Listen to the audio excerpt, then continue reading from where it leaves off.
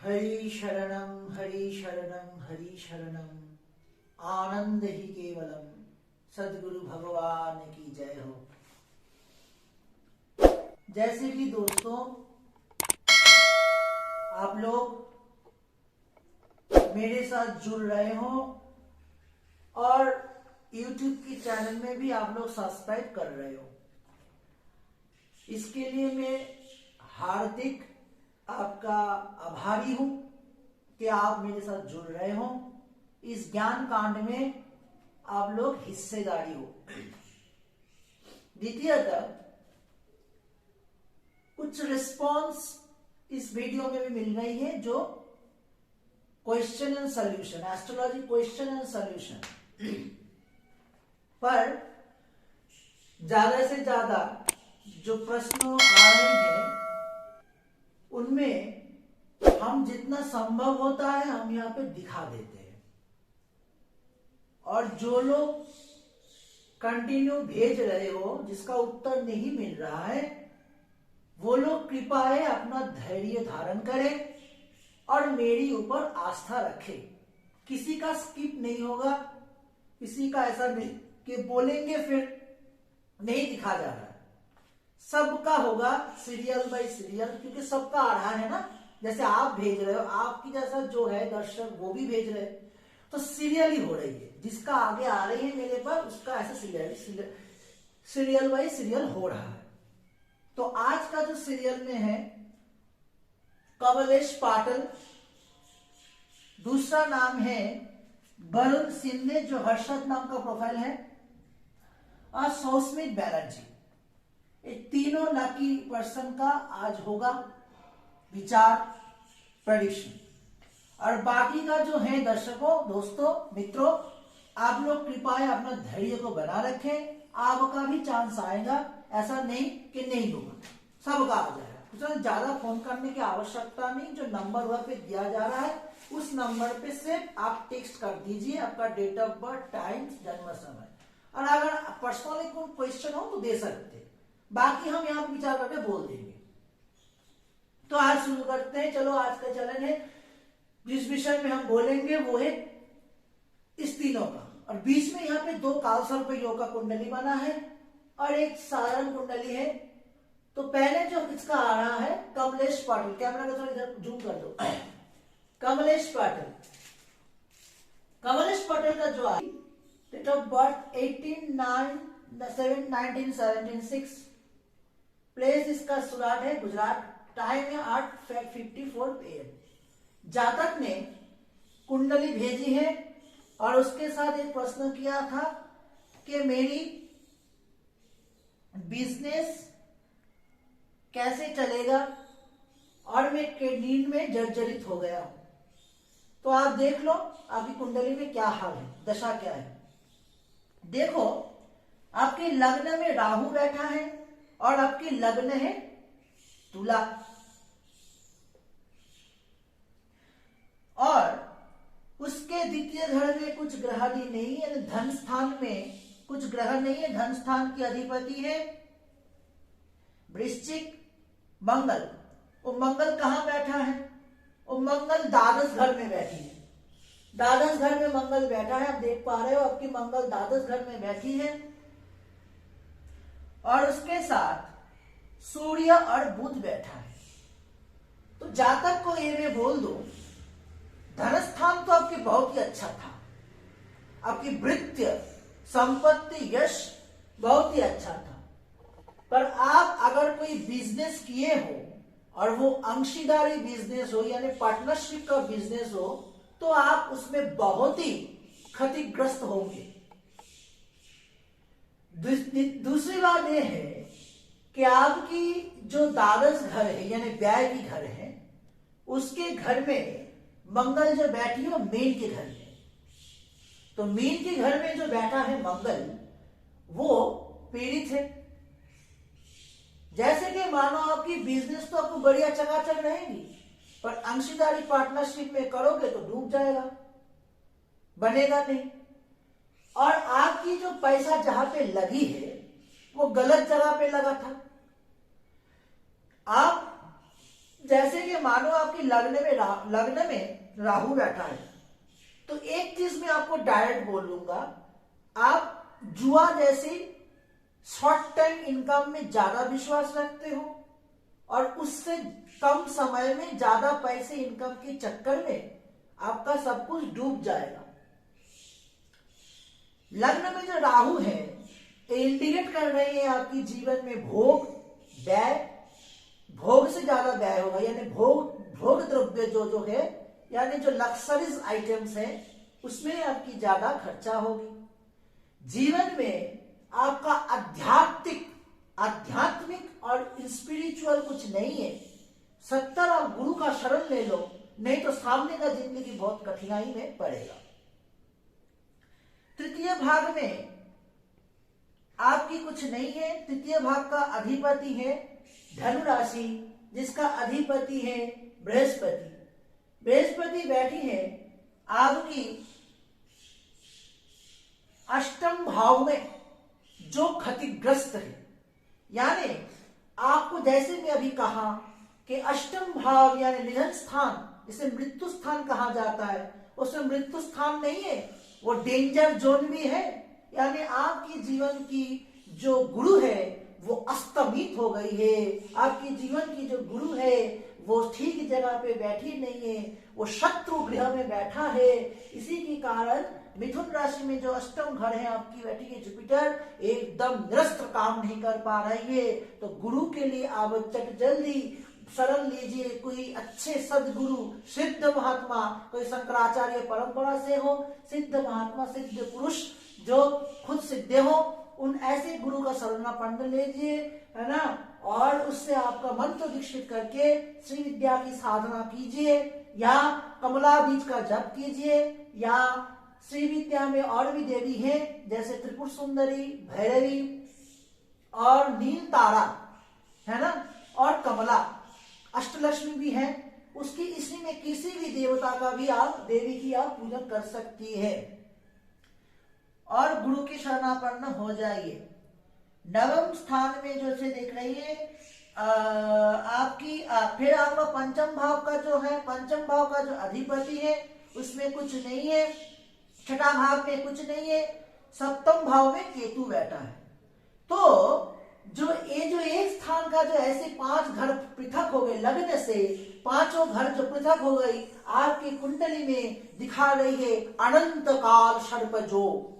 ये अनंत काल सर्प योग बहुत ही क्षतिकारक है। जीवन में आपकी एक समय तो बहुत अच्छा संगम होगा, पर धीरे धीरे यश, मान और पत्नी से और मातुल से, माता के पत्नी से, दोस्त से, मित्र से आप बहुत ही क्षतिग्रस्त होने लगेंगे, अर्थ नाश हो जाएगी आपकी, और आप अनंत काल सर्प, जैसे 12 काल सर्प है ज्योतिष शास्त्र में ऋषियों की मत के अनुसार 12 काल सर्प योग है, और 12 काल सर्प योग का प्रथम जो काल सर्प है अनंत काल सर्प आपकी कुंडली में छाई हुई है। ये अनंत नाग का काल सर्प का पूजन कीजिए। वेद में उल्लेख है जो काल सुक्त सर्प सूक्त का जो है वो काल सर्प सूक्त का भी विधि विधान से आप पूजन कीजिए। अगर किसी से ना हो पाए तो उसका भी जोगाजोग कीजिए, उसका प्रतिकार हो जाएगा। और इसके बाद सप्तम घर की अधिष्ठान भी आपका दिखा रही है, आपका जो पत्नी भाग्य है, विवाह का भाग्य शुभ नहीं है। तो दोस्तों आपका दसम भाव में आपका दसम भाव में चले जाएंगे। दसम भाव का अधिपति जो चंद्रमा है यानी कर्कट राशि, उसमें शनि बैठा है, और शनि आपकी विलंबित है, भाग्य को विलंबित कर रही है। तो कुल मिला के आपकी जो काल सर्प योग है, और ये जो द्वादश घर में आपकी मंगल बैठी है, इस मंगल की से ये भी एक प्रकार का माना जाती है, एक प्रकार का मांगलिक दोष है। लग्न से 1, 4, 7, अष्टम और द्वादश भाग में जो मंगल बैठती है वो मंगलिक कहा जाता है। तो द्वादश भाग की मंगल क्या सुविधा करती है? अर्थ, प्रतिपत्ति, यश को भी विपत्ति में ला सकती है। इसलिए आप कुल मिला के आप 3 चीज का पालन कीजिए। एक, आप काल सर्प योग, काल सर्प योग, 2 आपका मांगलिक, और 3 आपकी जुपिटर यानी गुरु,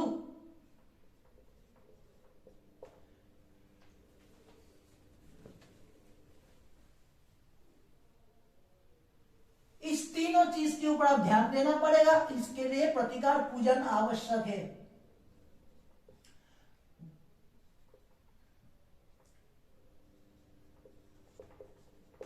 बस इतना ही आपको कहूंगा। फिर आ जाऊंगा दूसरी घर में हर्षद, जिसका नाम बताया गया है वरुण सिंधे।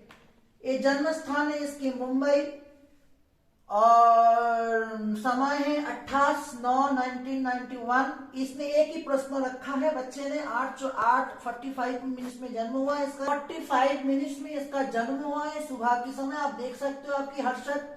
तो आपकी कुंडली का जैसे मैं बोलता जा रहा हूं, आप देखा जाओ। लग्न में आपका लग्न है 7 नंबर यानी तुला का लग्न है आपकी। राशि है आपकी मिथुन वृश्चिक। और जैसे कि मानो आपने एक ही प्रश्न रखा है कि भागवत प्राप्ति करनी है, कैसे करूं। तो भागवत प्राप्ति करने से पहले शरीर और मन की बहुत आवश्यकता होती है। ऐसी भागवत प्राप्ति किया नहीं जाता। पहले तो मैं बोलता हूँ इसको छोड़ बंद कर दूंगा। बंद करके एक ही आपके लिए मैं बोलूंगा कि भागवत प्राप्ति के लिए जो उपाय है वो होती है शरीर और मन के ऊपर नियंत्रण, जो आपकी एकदम ही नहीं है। आपकी जो शरीर यहाँ पे बताया जा रहा है, शरीर आपकी स्वस्थ करना चाहिए, जैसे मेडिटेशन वगैरह आपका करना चाहिए। मन बहुत ही चंचल है। और जैसे और भगवत सिद्धि के लिए भी आपकी मन तो चाहत है, पर आपने उसमें सिद्धि करने के लिए आपकी देह आपको परमिट नहीं कर पाएगा। यानी शरीर आपकी उस साधना और उच्च मार्ग की साधना के लिए आपका शरीर नहीं जा पाएगा। तो पहले शरीर को तंदुरुस्त करने के लिए नित्य योग मेडिटेशन किया करो, फिर उसका फलप्रद हो जाएगा। मेरी एक चैनल में इसी यूट्यूब चैनल में चल रही है योग क्लास, उसको सब्सक्राइब करके देख लो, उसका आ जाएगा। उसमें योगा कैसे किया जाता है, कैसे मेडिटेशन किया जाता है, कैसे प्राणायाम नाड़ी संशोधन किया जाता है, उस चैनल को देखो। चैनल का नाम है इंडियन एस्ट्रोलॉजर, उसमें आएगा। नेक्स्ट कमिंग वीडियो में आ रहा है, तो उसको देखो और उससे अपना प्रतिकार करो। और बाकी थोड़ा एक चीज आपको मैं बोल दूं, शरीर के लिए आप चिंता करो और दोस्तों से आप थोड़ा दूर रहो, क्योंकि आपके दोस्त स्थान है जो बंधु स्थान है आपकी शुभ नहीं है। और आपके घर में वास्तु दोष है, वास्तु दोष बनी हुई है। विद्या की स्थान भी अच्छा नहीं है, ठीक है ना। अष्टम भाव में चंद्र बैठा है और तृतीय भाव में राहु बैठा है। घर से दूरवर्ती स्थान में जाके ही आप कर्म के लिए प्रचेष्टा करना। फिर आ जाऊंगी तीसरी भाग में सौस्मित बैनर्जी, जो प्रवासी बंगाली हैं, वो दिल्ली में है और दिल्ली में इसको जन्म स्थान है 9/11/1917। इसका जन्मदिन जन्म तारीख है और समय है 2:30 PM और बर्थ प्लेस दिखाया गया है दिल्ली। सौस्मित बैनर्जी आप देख लो, आपकी कुंडली में भी काल सर्प योग है। एक काल सर्प योग कैसे है देख लो। लग्न में अगर लग्न है कुंभ लग्न की जातक हो आप, चंद्रमा बैठी है आपकी धनु में, यानी धनु राशि है आपकी। तो देखो कि आपकी जो बनी है यहाँ पे काल सर्प योग इंडिकेट कर रही है। ये काल सर्प योग कैसे काल सर्प योग है, केतु और राहु, सप्तम घर में राहु बैठी है और केतु बैठी है प्रथम घर में। तो प्रथम घर में और सप्तम घर में बीच में कुछ ग्रह नहीं है ना। तो पांचवा 1 2 3 4 5 घर उसमें देखो फाका है, उसमें कुछ ग्रह नहीं है। तो केतु आपकी लग्न में जहां बैठी है, इसे ज्योतिष शास्त्र में कहा जाता है पद्म काल सर्प योग। ये पद्म काल सर्प योग है और इस पद्म काल सर्प योग की जैसी होती है आपकी जो कुछ प्रश्न आपने रखे नहीं, मैं सब आपको डिटेल्स भी फिर बोल देता हूँ। लग्न में केतु बैठी है, यानी आपकी जातक आपकी जो शत्रु है, आपकी शत्रु गुप्त शत्रु रहेगा। और जो आपके द्वितीय घर है, वो द्वितीय घर है आपकी मीन राशि की अधिपति बृहस्पति उस पर बैठा नहीं है। तो बृहस्पति बैठी है द्वादश घर में। द्वादश घर कहाँ है, मकर के घर में बैठी है और यहाँ पे बृहस्पति निचस्त है।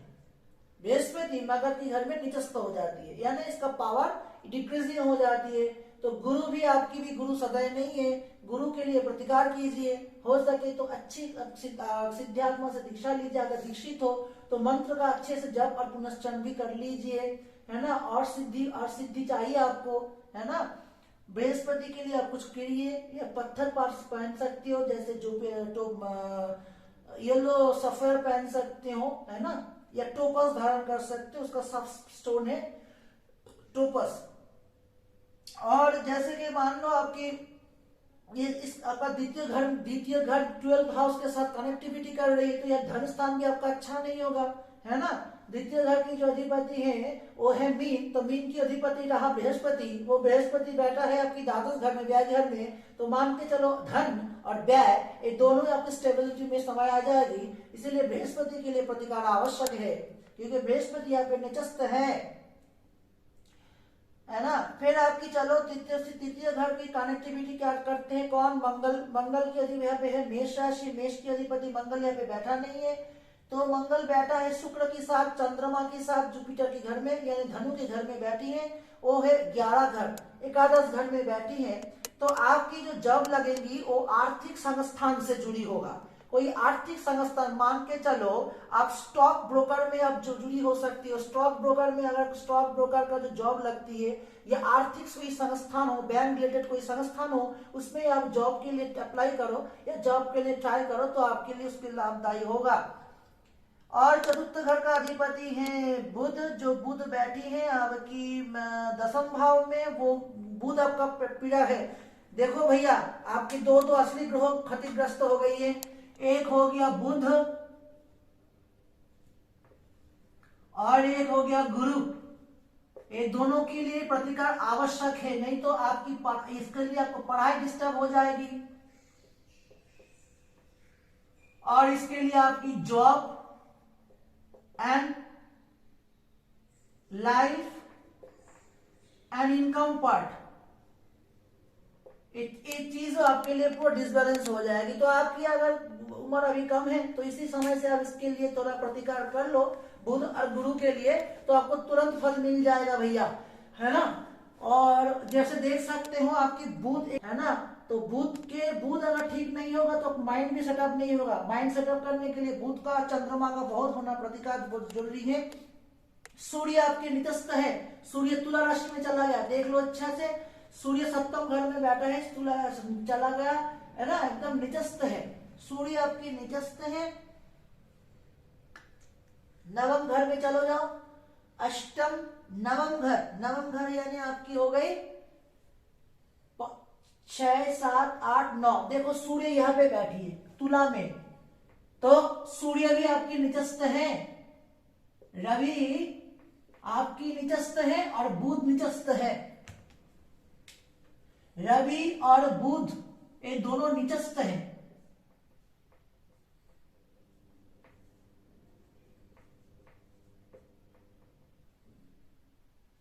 दोनों निचस्त है और गुरु आपकी पावर नहीं पा रहा है, तो तीनों के लिए आप प्रतिकार कीजिए, है ना। हो सके तीनों के लिए एक ही प्रतिकार हो जाए कि 2 प्रतिकार हो जाए, इसके लिए आप किसी अच्छी ज्योतिष से संपर्क कीजिए जो इसका प्रतिकार कर दे।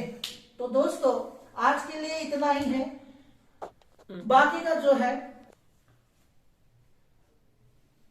दोस्तों, तो आज के लिए इतना तक ही रहा, बाकी का जिसके जिसके नाम आएगा उस हिसाब से सीरियली नाम जाएगा आपके पास। अब कीप योर पेशेंस, आपका जो धैर्य को थोड़ा बश में रखिए, सबका होगा, धीरे धीरे चलेगा, ऐसा कुछ बात नहीं है। और कोई शुल्क नहीं लग रहा है, ऐसा मत सोचिए कि इसके लिए कोई शुल्क पैसा में ले रहा हो, ऐसा कुछ नहीं है, निःशुल्क सेवा है, क्योंकि ज्ञान की बात है ना। क्योंकि आज लोग बहुत सारे ज्योतिष के पास जाके भटक जा रही है, तो भटकना नहीं है, यहाँ पे by calculation by scientific way से मैं दिखा रहा हूँ। इसके बाद नवमांश भी आती है जो इतनी कम समय में दिखाना संभव नहीं है, तो नवमांश भी इसका रिजल्ट होती है, इसका नवमांश की भी विचार होती है, विंशति दशा का विचार होता है, संन्यारी चक्र की तो संन्यारी चक्र के ऊपर दशा का विचार चलती है ना, नवतारा चक्र है, तो बहुत विचार है, ये बहुत विशाल ज्ञान है। तो मैं सिर्फ कुंडली के ऊपर बोल दे रहा हूँ, इसके ऊपर के आपका सब प्रेडिक्शन हो जा रहा है, तो आप इसका आनंद उठाइए और भगवान आपका मंगल करे। आज को इसमें समाप्त करते हैं, और कृपा करके मेरा जो चैनल है उसको थोड़ा शेयर कीजिए और जुड़े रहे। सर्वे भवन्तु सुखिनः, सर्वे सन्तु निरामया, सर्वे भद्राणि पश्यन्तु मा कश्चित् दुःखभाग् भवेत्। ओम शांति शांति शांति।